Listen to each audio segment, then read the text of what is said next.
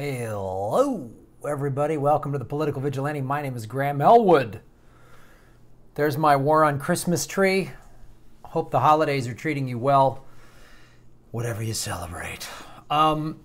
Here's a fun thing that's happening. That was in the mintpressnews.com. Now, this is from the spring, but it's something to discuss because it's basically more shenanigans that the Energy Transfer Partners, and they're the people that are behind the Dakota Access Pipeline. They're the people that have hired, that did hire Tiger Swan, that used anti-insurgency tactics against people that were wanting to have clean, drinkable water on their own sovereign land. And I want to talk about this because the Keystone Pipeline, as I reported last month, spilled. And it just shows you what this article will go into. Will show you how the corporate state, specifically the oil industry, has, they control the courts. So this, the title of this is Federal Judge, Public Has No Right to Know About the Dakota Access Pipeline Spill Risks.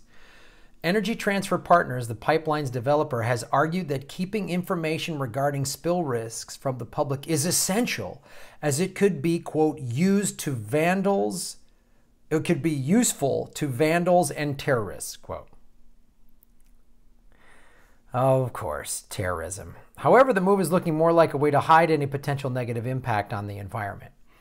So what that is, of course, that's the card they always play. Like the oil industry loves playing the terrorism card, right? When they find that there's oil in some third world country, oh boy, they're better. It's always weird. There's always terrorism suddenly. There's always an ISIS group that pops up there that we got to go fight. No. We need to go get these natural resources. And what is so funny to me about this is that it's a security risk. Well, if these pipelines are such a security risk that they could be, you could blow them up and therefore weaponize them, maybe we shouldn't build them.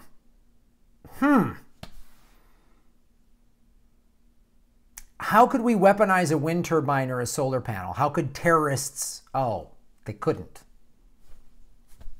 They could blow them up, but just like they could blow up anything.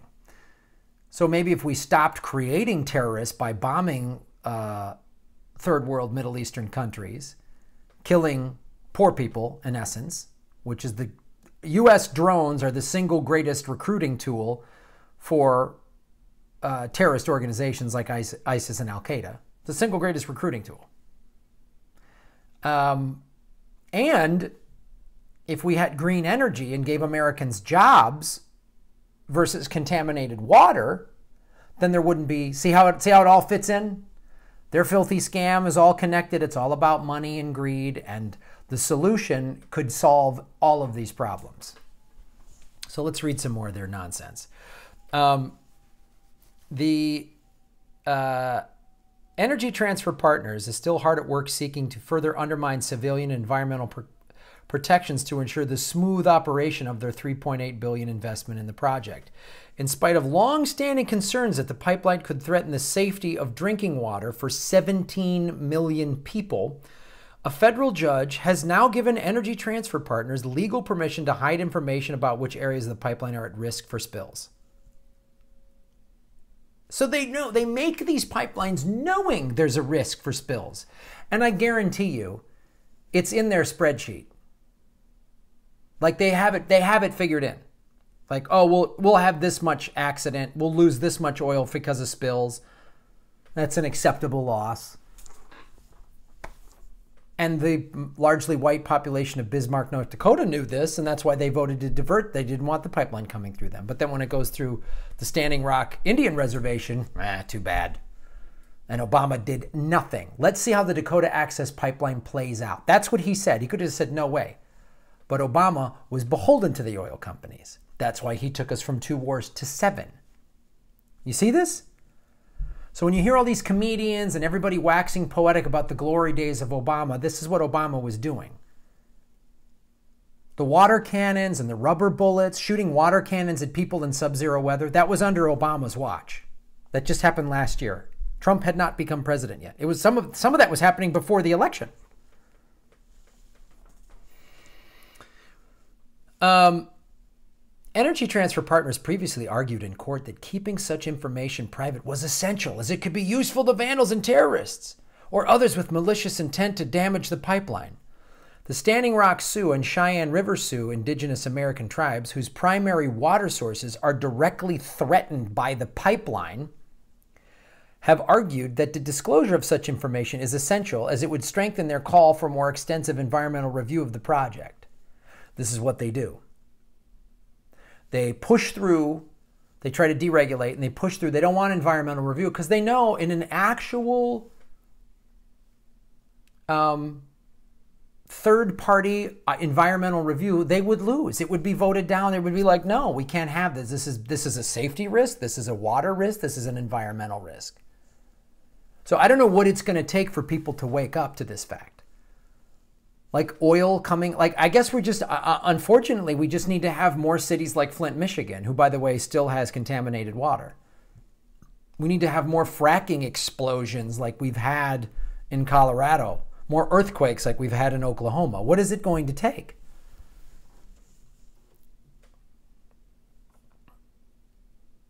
This latest court case mirrors the back and forth that took place between Energy Transfer Partners and indigenous tribes last year, resulting in an intense public protest where indigenous people were supported by environmental and social justice groups.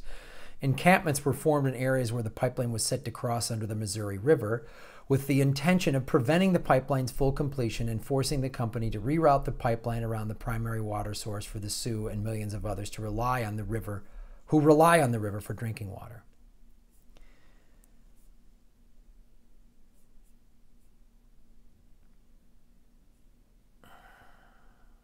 Trump had between $500,000 and $1 million invested in Energy Transfer Partners in 2015, which many took as a conflict of interest, considering the controversial nature of the issue. Trump did, however, divest his stake in the company before becoming president. Oh, how noble. Despite the words of politicians and insurances from Energy Transfer Partners, oil spills in North Dakota are commonplace, with the Center for Biological Diversity estimating that the state have averaged around 4 major pipeline spills annually since 1996. So for over the last 20 years, they've been averaging 4 spills a year. So 80 spills we've had in the last 20 years. But we can't divulge that information because of terrorism. Okay. So this is what it's going to take, guys. They will do anything that they can, and we need to resist whatever way possible. One of the ways to resist is just stop using their product. Get yourself off of oil as best that you can. Make your car, like I just bought an electric car, as I've talked about. And if you can't afford to do that, I totally understand. There's hydrogen cars out there. But there's public transportation. There's just using your car a little bit less, riding your bike, little things like that. Using their product less weakens them. It might not seem like a lot to you, but just think of this. Every dollar that you don't spend on the oil industry weakens their ability to force this stuff through. So I'm going to continue to talk about this because they're trying to build, I've talked about the pipeline they're trying to build across Pennsylvania.